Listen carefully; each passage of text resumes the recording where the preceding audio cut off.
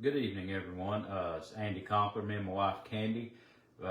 Mainly her, this was her idea, but I was on board too. Decided we would start a little question and answer session online if people had biblical questions, and we'll try to research and give you biblical answers. We'll try to stay out of the realm of opinion.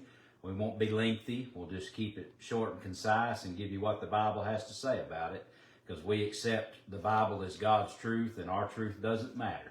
And that's what we'll do with our first question tonight, which somebody had the question was, is it sinful to be cremated instead of being buried? Which is a good question. Somebody's got a heart to want to obey God and do what's right before God. There is no silly question, so we always approach everything very seriously when it comes to dealing with God's truth in the Bible.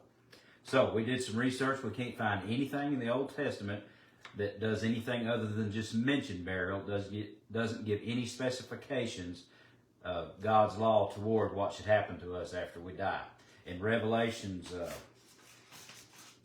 20 and 13, it talks about the rapture of the saved, the rapture of the lost coming up, and it says the sea will give up their dead, and also that death and hell will give up its dead, but there's no mention of they're going to come up anyway, whether they're dead in the sea or dead in hell.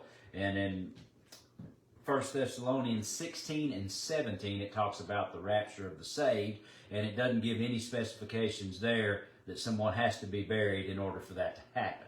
The truth of the matter is God can find us wherever we are, and God never charges us with sin that is out of our hands or out of our control. Anything He requires us to do is up to us to do under our own free will and power, which when we're dead, what other people do with our body is absolutely not up to us anymore.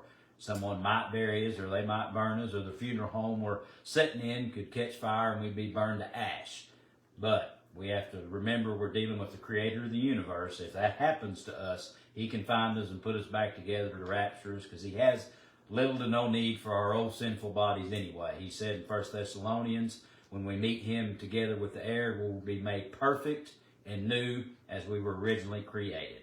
So I thank y'all very much tonight for the question. If anybody else has any other questions or has a question about our answer, feel free to message Candy online, and we'll do some research and we'll do it again. Thank y'all very much.